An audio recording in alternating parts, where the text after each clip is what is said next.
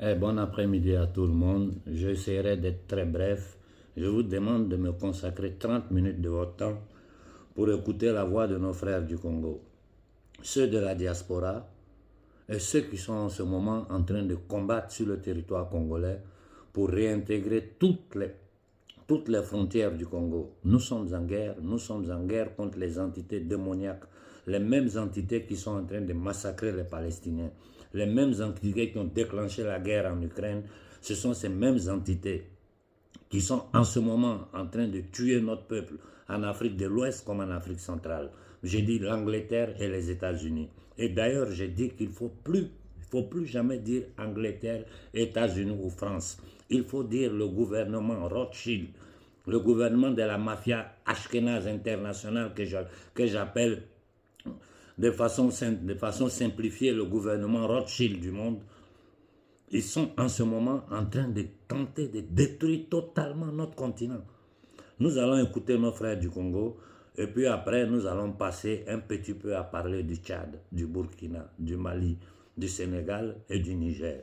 Écoutons la diaspora congolaise par la voix du frère Fernand Moussamba et ensuite nous écouterons le frère Pascal qui est sur le terrain des opérations en ce moment. Écoutons le frère Ferdinand. Bonjour mon frère Konaré. Depuis la dernière fois que nous nous sommes parlé, nous vivons au rythme de la situation qui prévaut sur place dans le Nord Kivu par rapport à la situation de la ville de Goma qui est menacée d'être prise par les troupes soi-disant du M23, alors qu'en réalité, elles sont composées des éléments mercenaires essentiellement blancs que l'on voit dans les rangs. Vous avez compris, des éléments mercenaires essentiellement blancs. Continuons. Dans ces rangs, et qui opèrent pour faire avancer l'armée rwandaise dans le but de finir par contrôler la ville de Goma au profit de la politique qui vise à imposer à Chilombo des concessions allant vers le sens de l'acceptation de la balkanisation du Congo, faite essentiellement de l'annexion des provinces du Kivu, c'est-à-dire le Nord Kivu, le Sud Kivu et le Maniema. À ça, il faut ajouter le nord du Katanga, qui fait frontière avec le lac Tanganyika.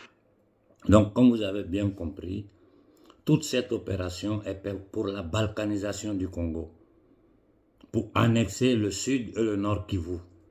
Les entités démoniaques appelées américains, appelées gouvernement américain, qui n'est rien d'autre que le gouvernement de la mafia internationale rothschildienne, sont en ce moment en train d'utiliser le M23 pour tenter de détruire le Congo. Finissons d'écouter le frère Ferdinand. C'est ça la situation qui prévaut en ce moment dans l'est du Congo, et plus particulièrement dans le nord Kivu. Et j'ai reçu ce matin une vidéo d'un jeune frère de Goma, une vidéo d'un jeune qui demande à la population des zones de Kibumba d'arrêter de fuir parce que leurs mouvements de fuite sont en train de démoraliser les combattants Ouazalendo qui sont sur le terrain. Comme vous avez entendu le frère a dire, il ne faut pas fuir de vos terres, restez là.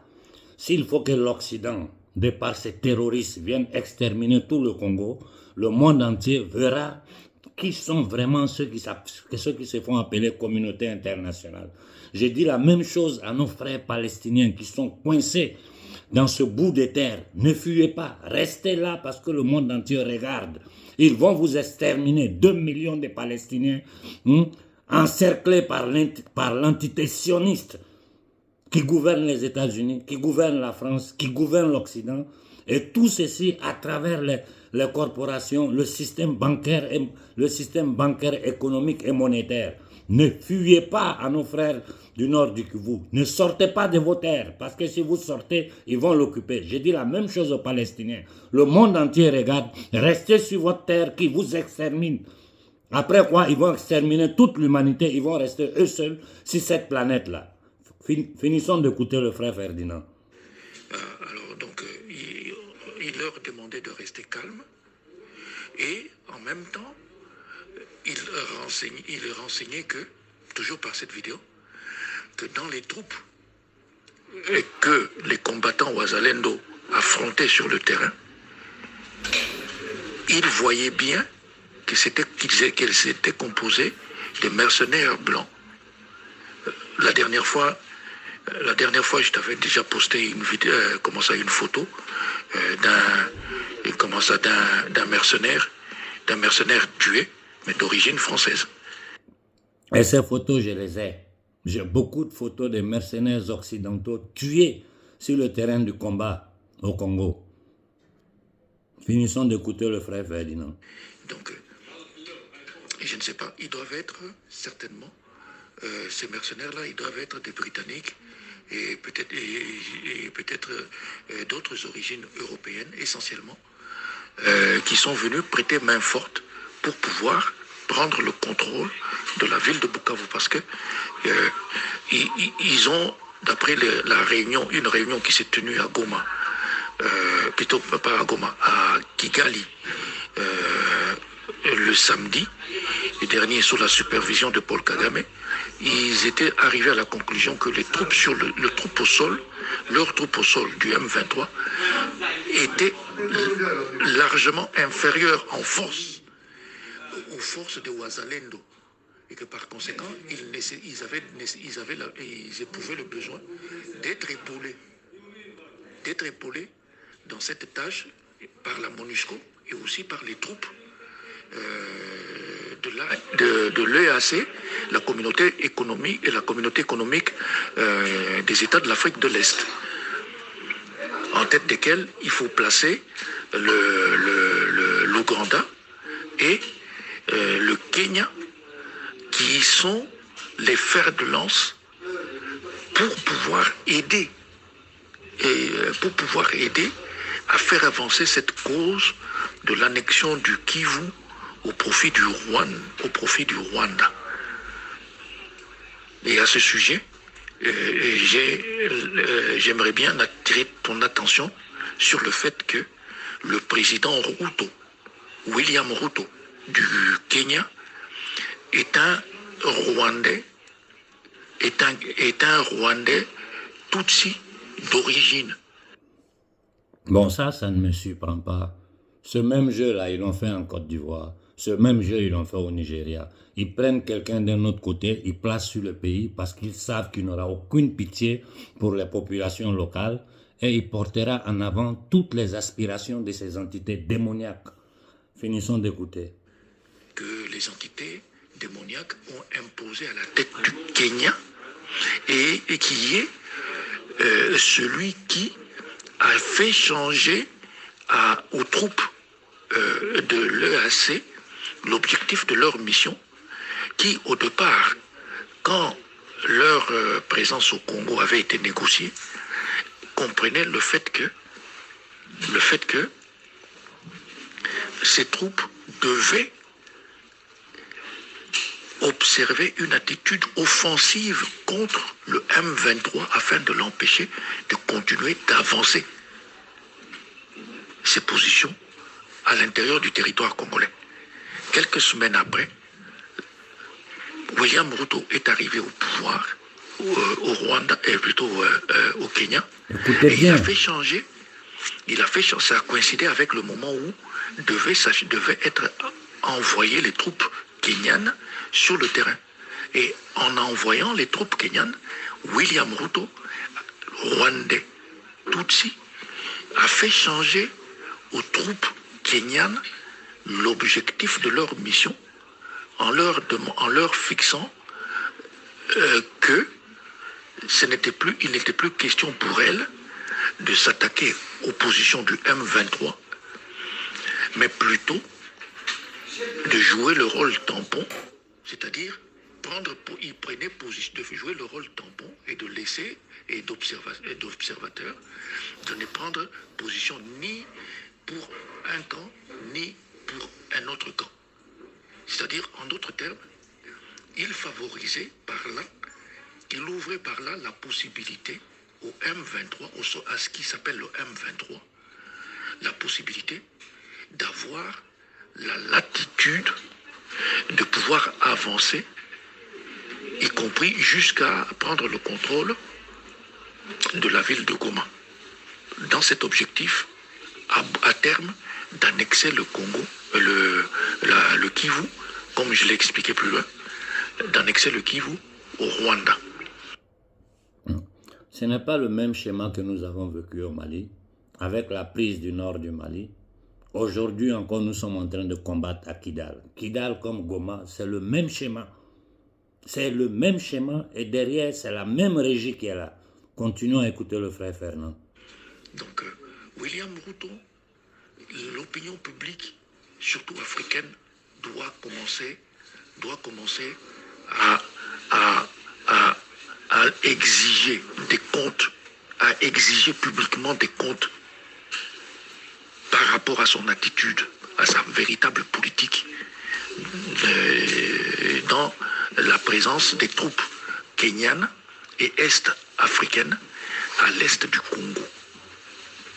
C'est ça qu'il faut savoir. C'est d'autant plus que ce qui est visé quand on entend qu'il est ajouté à cette liste des trois provinces qui composent le Kivu, c'est-à-dire le nord Kivu, le sud Kivu et le Maniema, il est ajouté le nord du Katanga. Il faut comprendre que le nord du Katanga est la partie congolaise, du territoire congolais, qui débouche sur le lac Tanganyika, qui fait frontière avec le lac Tanganyika. Alors l'objectif par là est que pour les puissances occidentales, pour le compte des puissances occidentales, en contrôlant toute cette région, c'est de prendre le contrôle du lac Tanganyika, le plus grand lac au monde. Il faut le souligner, le plus grand lac au monde, avec toutes ses ressources. Et à partir du lac Tanganyika, finir par prendre le contrôle de la Tanzanie, qui est aussi... Vous avez bien compris. Après, prendre le contrôle de la Tanzanie. Finissons d'écouter. Un autre objectif de cette guerre des entités démoniaques et qui n'a que le Rwanda est dans l'incapacité de pouvoir attaquer. Parce que en 2006, il faut le savoir aussi, en 2006, lorsque le président Kikwete est arrivé au pouvoir, dès qu'il a pris ses fonctions, il avait demandé au service de sécurité de la Tanzanie de lui diligenter une enquête et de lui faire le rapport complet sur l'état de la situation de sécurité de la Tanzanie. Et les services de sécurité de la Tanzanie lui avaient remis un rapport dans les semaines qui avaient suivi, lui annonçant une imminente attaque de la même ampleur, attaque de la Tanzanie, de la même ampleur que celle dont le Congo a été l'objet de la part du Rwanda. Vous entendez? Donc, et par conséquent, ce que le président Kikwete avait décidé de prendre comme mesure, c'est d'expulser tous les citoyens rwandais, tous les citoyens rwandais auxquels on avait déjà accordé la citoyenneté tanzanienne. Il les a expulsés, manu militari, vers le Rwanda. Et quand ils sont arrivés à pied à Kigali, celui qui était à l'époque représentant ou l'envoyé spécial de l'Union européenne pour la région des Grands Lacs, un certain Aldo Aiello, voyant l'état de dénuement de ces réfugiés émus, avait suggéré à Paul Kagame de saisir le Conseil de sécurité de cette affaire. Et Paul Kagame avait refusé catégoriquement, lui expliquant que, arrogant que, il était hors de question de poser ce problème auprès du Conseil de sécurité des Nations Unies. Pourquoi? Parce que, en le faisant, les revendications congolaises à propos des Banyamulenge risquaient de reprendre de l'ampleur. Alors il valait mieux laisser tomber. Il valait mieux laisser tomber. Et le ministre tanzanien de l'Intérieur, pour motiver leur décision d'expulser Manu Militari, ces ressortissants rwandais, avaient dit que nous n'avons pas du tout l'intention de nous faire avoir de la même manière que les Congolais en République démocratique du Congo qui se sont fait avoir. Tu entends? Donc le problème,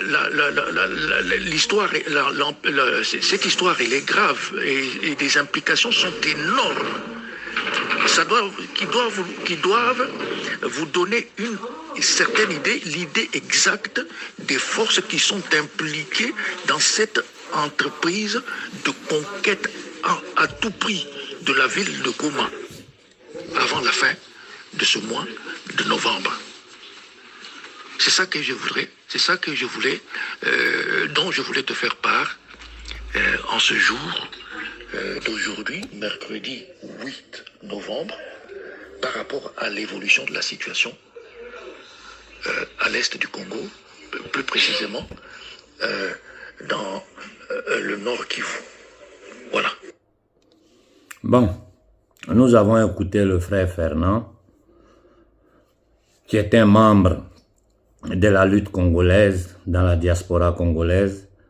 Nous allons écouter en ce moment parce qu'il nous a fait une panoramique de la situation exacte au Congo et autour du Congo. Tout ce qui est en train de se jouer, nous avons bien compris que ce sont ces entités démoniaques qui parlent au nom de la communauté internationale, qui parlent au nom des droits de l'homme, qui arment des groupes de terroristes pour tuer, massacrer, terroriser nos populations dans le Kivu et essayer d'annexer le Kivu au Rwanda parce qu'il y a un agent de la CIA, un génocidaire comme Kagame qui est à la tête du pouvoir. Aux dernières nouvelles, il paraît qu'il y a une rébellion en train de naître au Rwanda contre ce même Kagame, cette entité maudite, responsable d'un génocide, responsable de la mort de milliers et milliers de nos frères.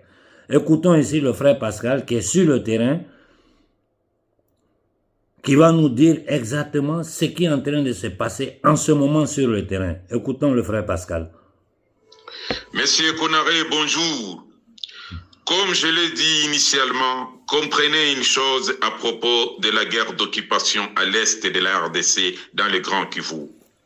Nous en sommes aujourd'hui, monsieur Konaré, à 18 millions de morts, tués par la coalition des nilotiques régionaux, soutenus, financés et dirigés par l'élite anglo-saxo-occidentale.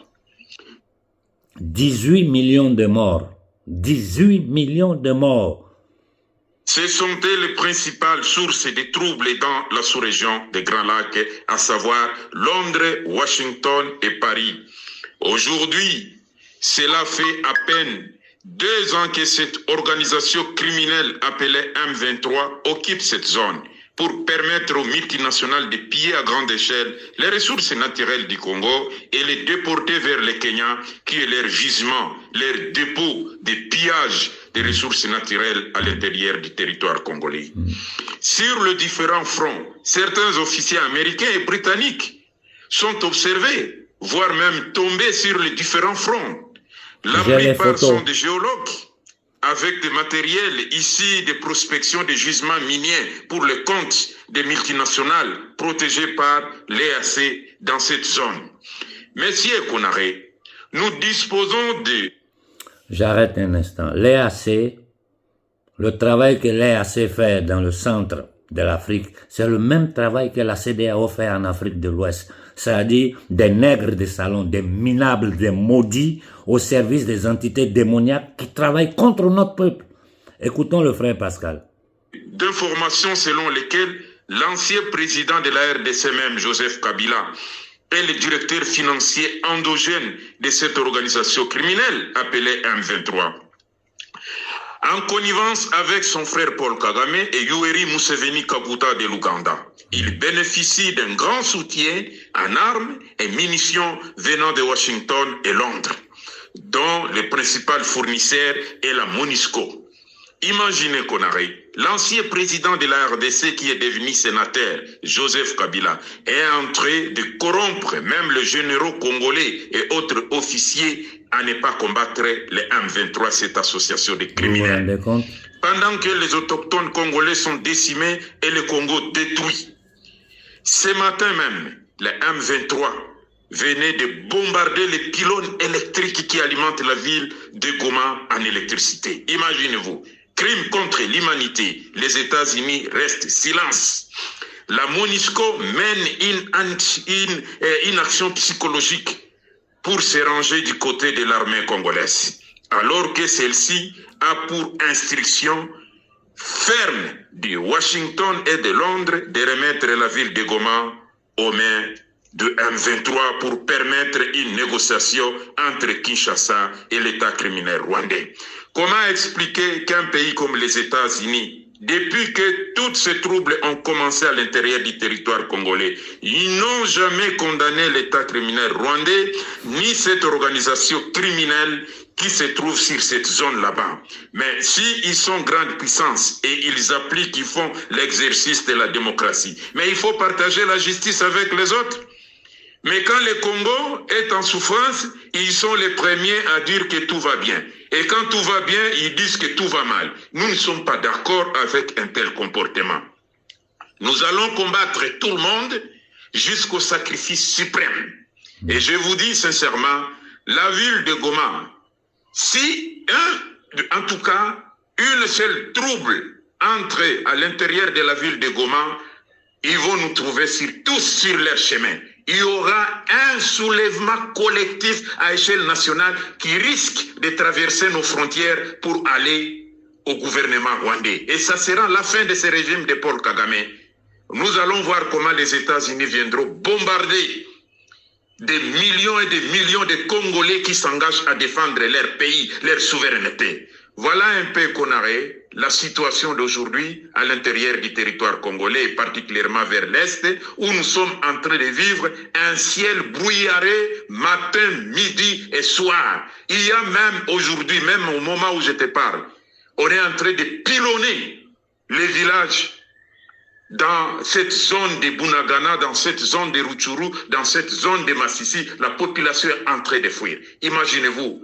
Nous ne pouvons pas tolérer cela. Si le pire va arriver, les peuples rwandais ne seraient pas épargnés parce que même s'ils sont des victimes innocentes, le Paul Kagame que vous voyez au Rwanda, monsieur Konaré, au Rwanda, il n'y a pas de société civile. Ça n'existe pas depuis que Paul Kagame est arrivé à ce pouvoir-là. Au Rwanda, il n'y a pas les organisations des droits de l'homme capables d'affronter le maudit régime de Kigali. Ça n'existe pas. Au Rwanda, il n'y a pas de parti politique qui peut faire l'exercice politique avec le maudit régime de Kigali. Ça n'existe pas. Le Rwanda est devenu une monarchie avec Paul Kagame à la tête.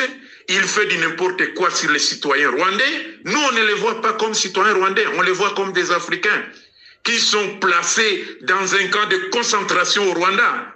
Un peu comme à l'époque d'apartheid en Afrique du Sud. Paul Kagame, c'est l'homme le plus dangereux que la sous-région des Grands Lacs a aujourd'hui. Et les États-Unis ferment les yeux. Nous ne sommes pas d'accord avec ça. Nous allons nous défendre jusqu'à ce que ce petit dictateur quitte le pouvoir au Rwanda. Voilà un peu, monsieur Konaré.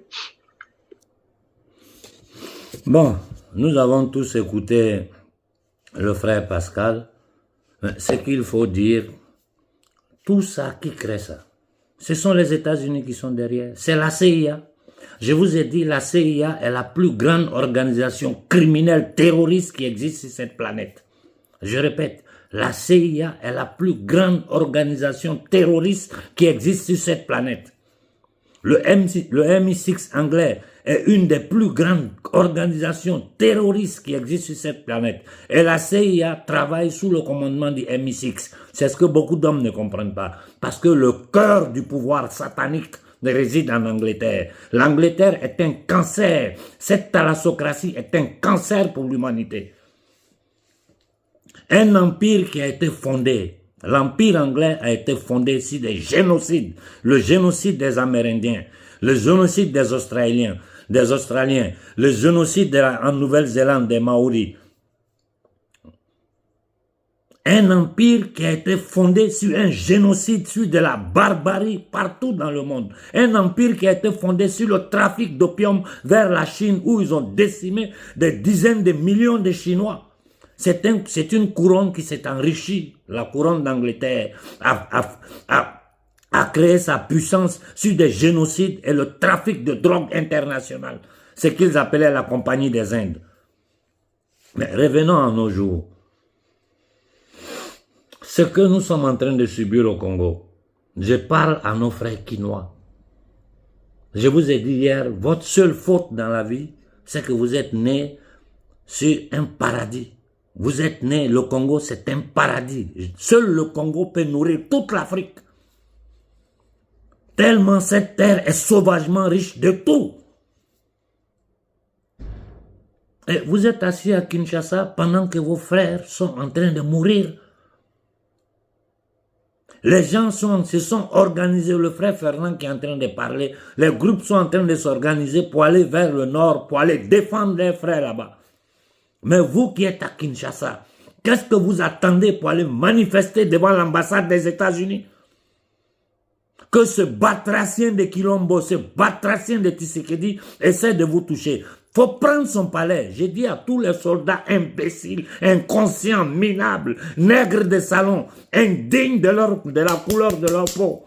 Vous avez honte d'être noir. Moi, je n'ai pas honte d'être noir. Au contraire, je suis fier de ce que je suis. Minable, voleur, truand, indigne.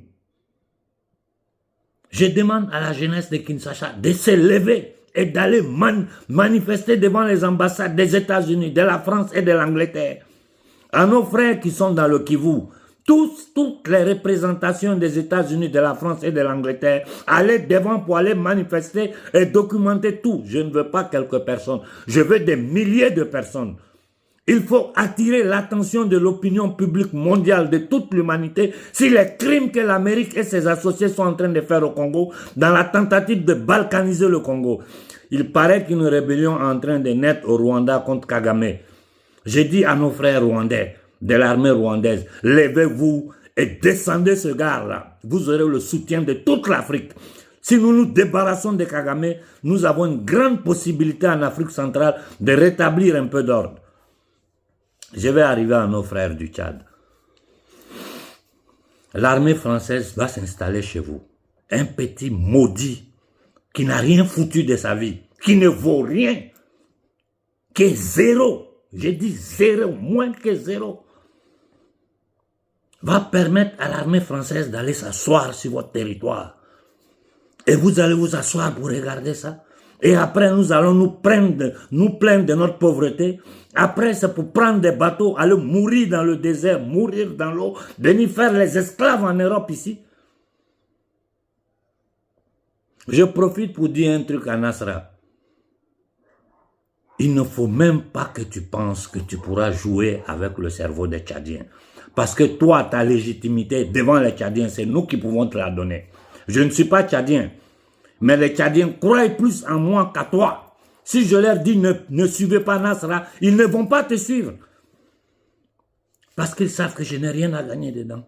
Parce qu'ils sont conscients des dangers que je suis en train de prendre pour le Tchad et pour toute l'Afrique. Et il faut vous lever contre la présence militaire française dans le Tchad. Ce n'est plus acceptable. Plus de 8 bases militaires sur le territoire tchadien. Pour quelle raison? Expliquez-moi pour quelle raison une armée étrangère doit être sur le sol du Tchad en ce moment, l'armée française. Pour quelle raison? Pour protéger les intérêts de la France? Quand je dis la France, je répète toujours, du gouvernement Rothschild de France. Parce que tant que nous resterons dans des discours, la France, l'Angleterre, les gens ne comprendront pas.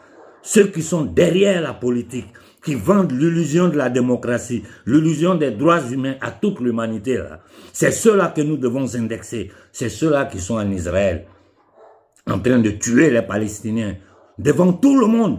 Personne n'ose ouvrir la bouche. Les télévisions occidentales, tous sous le contrôle de la cabale internationale, sont en train de... Mais les gens se permettent de dire que les enfants palestiniens ne sont pas des enfants. C'est-à-dire que c'est des animaux qu'on peut les tuer, il n'y a rien. Ils ont eu jusqu'à le courage de dire qu'ils peuvent lancer une bombe atomique sur Gaza. Les dirigeants arabes sont tous sous le contrôle de ces entités démoniaques.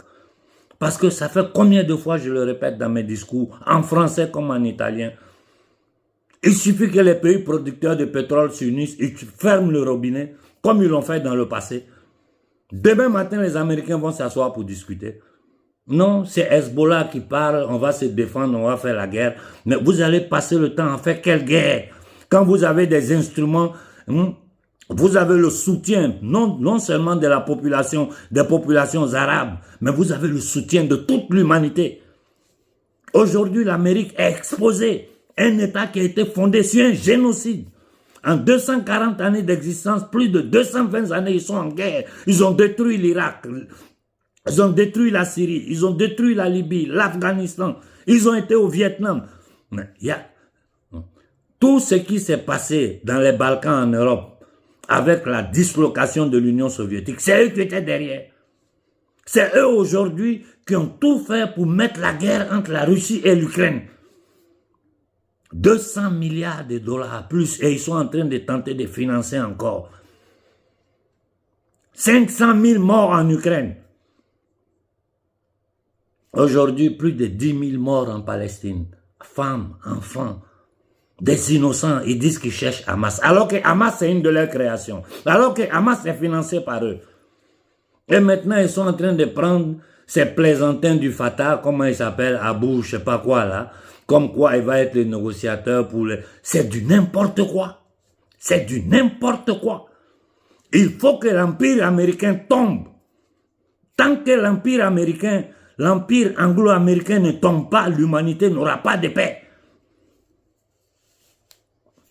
Et faire tomber l'empire américain, il faut indexer du doigt ceux qui sont derrière les gouvernements américains. Les maudites familles Bush, Rockefeller, Warburg, Koch, Rothschild, la maudite famille d'Angleterre, d'Hollande, des Belges, ces entités démoniaques là. C'est-à-dire, on est dans un système néo-féodal. Ils l'ont masqué derrière ce qu'ils ont créé à travers les maçonneries qu'ils appellent démocratie. Parce qu'en théorie, la démocratie est une belle chose. Parce que c'est le pouvoir du peuple par le peuple pour le peuple. Mais quand vous regardez en France aujourd'hui, ils se permettent, l'argument antisémitisme ne marche plus, ils se permettent même de vouloir voter des lois contre qui s'oppose à Israël, c'est-à-dire antisioniste, une entité démoniaque, criminelle, qui tue partout dans le monde. Les Juifs sont les premières victimes de ces gens-là. Si nous avons compris ça, nous avons compris l'essentiel. Pour revenir à nous, Africains, j'ai dit à nos frères du Niger, vous avez écouté les Congolais. Ceux que vous avez au pouvoir ont déjà vendu le Niger. Je vous le répète, le Niger a été déjà vendu. Sinon, ils n'auraient pas eu ce courage-là de sortir publiquement pour se foutre de notre gueule, c'est-à-dire insulter toute l'Afrique en disant « les Américains vont nous aider à chasser les Français ». Mais vous nous prenez pour des imbéciles. Mais vous êtes fous, vous êtes totalement... C'est-à-dire, mais c'est des dingues ces gens-là. La France est sous la coupole de l'Amérique. Tout ça, c'est du cinéma. L'OTAN est guidée par les États-Unis, qui est le bras armé de la mafia satanique internationale. Chaque pays, chaque élite de ces pays-là gagne sa part dedans. Et la mafia internationale, c'est-à-dire les 13 maudites familles qui sont au-dessus, continuent à jouir sur le sang, la sueur de l'humanité, à travers cette monnaie de Babylone qui est tapée de rien. Le dollar ne vaut rien, c'est papier cul. La dette américaine monte à 35 000 milliards de dollars. Je répète, la dette américaine monte à 35 000 milliards de dollars. C'est un pays qui a déjà failli, c'est un pays qui est en ruine. Et pour maintenir leur suprématie, ils créent des guerres parce que c'est la raison pour laquelle la mafia internationale ashkénazite, sabataï, franquiste, est en train de s'aimer le désordre dans le monde pour créer un nouveau paradigme avec la monnaie électronique qu'ils veulent instaurer. Et ils se permettent même de dire à l'Égypte, le Fonds monétaire, la Banque mondiale, qui est une arme de cette mafia ashkénazite. Si l'Égypte accepte de recevoir les Palestiniens, eux, ils vont annuler toutes les dettes de l'Égypte. Mais l'Égypte, vous ne devez rien à ces bandits, c'est eux qui vous doivent. Les généraux égyptiens, ayez un peu de dignité. J'ai dit aux dirigeants arabes, si vous ne faites pas attention, vos peuples vont se lever contre vous et ces entités démoniaques qu'aujourd'hui sont exposées aux yeux du monde ne pourront pas vous défendre. Ah si, l'Égypte n'est pas ta propriété. Tu n'es qu'un simple général. Le peuple égyptien est le seul, je dis bien, le peuple égyptien est le seul qui décide de son destin. C'est pas des bandits en tenue militaire, des voyous, des voleurs, partout dans le monde, au service de cette mafia internationale qui vont maintenir les peuples en esclavage. Je vais finir en parlant du Burkina. J'ai vu ce minable docteur là qui dit non, l'OMS nous a comme ça, donc on va 20 millions de... Il ment. Ils lui ont donné de l'argent. C'est un voleur, c'est un truand, c'est un assassin. L'OMS est la plus grande organisation criminelle eugéniste. Mais aujourd'hui, tout le monde sait ce qu'est l'OMS. Tout le monde en Occident sait ce qu'est l'OMS. À la tête de laquelle il y a un des plus grands criminels de la Terre, Bill Gates. J'ai dit si Bill Gates met ses pieds en Afrique, partout il faut se lever pour aller l'accueillir à l'aéroport. J'ai dit à mes frères du Burkina, pour n'importe quelle raison, les gens viennent vous parler de vous inoculer. Ce docteur-là, si vous savez où il habite, les jeunes, soignez-le, soignez-moi ça, parce que c'est quelqu'un qui a pris de l'argent et il veut tuer le peuple burkinabé. Des minables comme ça. Mais moi, je ne comprends pas.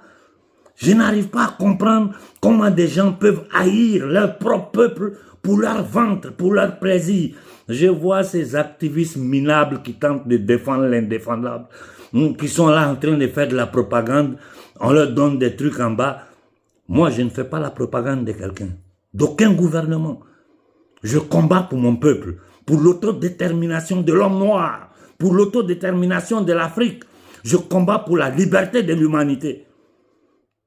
La vie humaine ne peut pas être en vente. Ils pensent pouvoir tout acheter. On ne peut pas tout acheter. La vie humaine est sacrée.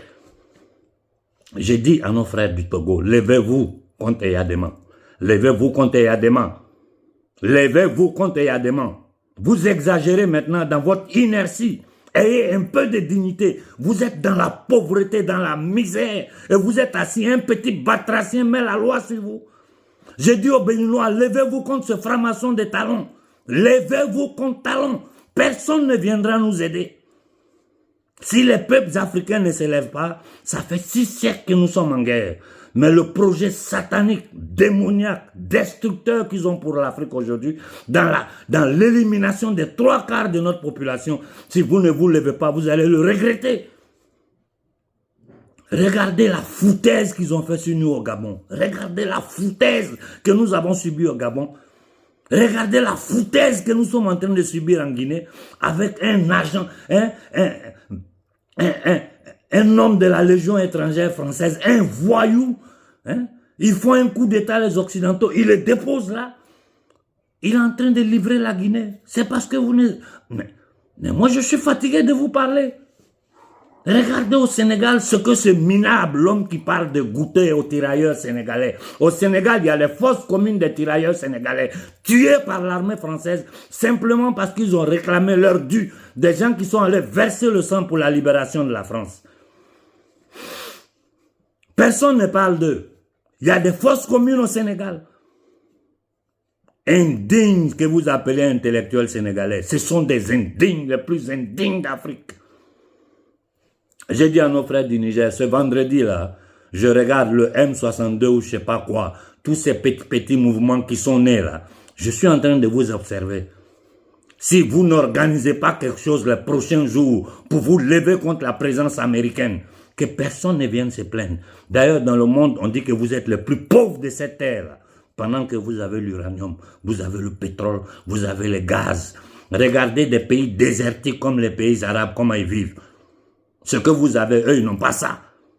Votre destin est dans votre main. Si vous voulez rester derrière un général voyou, pour qui nous sommes restés éveillés des jours, pour qui vous êtes restés sous le soleil, sous la pluie, aujourd'hui, ils ont le courage, ces batraciens là, de s'arrêter devant l'Afrique, devant le Niger, pour dire que l'Amérique va les aider à chasser la France. Mais vous vous foutez de notre gueule. Indigne que vous êtes. Je m'arrête là pour aujourd'hui. La situation du Congo est vraiment préoccupante. Je dis à nos frères quinois, je dis à la diaspora congolaise, allez manifester devant les ambassades des États-Unis partout en Europe. La diaspora congolaise doit aller manifester devant les ambassades des États-Unis partout en Europe. Ici, ils ne peuvent rien contre vous. Et si la diaspora congolaise, ici en Italie, décide de lancer une manifestation contre l'ambassade des États-Unis à Rome, je serai en première ligne devant vous. Je serai en première ligne devant vous, devant l'ambassade des États-Unis. Merde. Ça suffit comme ça. Un groupe de satanistes qui sèment la zizanie dans le monde. Nous, Africains, le peuple le plus meurtri, vous avez entendu, 18 millions de morts au Congo. Il est temps que nous nous levons. Hein. Il est temps que chaque Africain prenne conscience de sa situation et des dangers qui nous menacent. Et que nous nous levons en masse dans toute l'Afrique pour dire que ça suffit. Si nous ne faisons pas ça, ce que nos ancêtres ont subi, ce n'est rien par rapport à ce que nous allons subir. Je m'arrête là pour ce soir. Bonne soirée à tout le monde. Et réfléchissez aux paroles que je viens de vous dire. Réfléchissez à tout ce que vous venez d'entendre. Bonne soirée.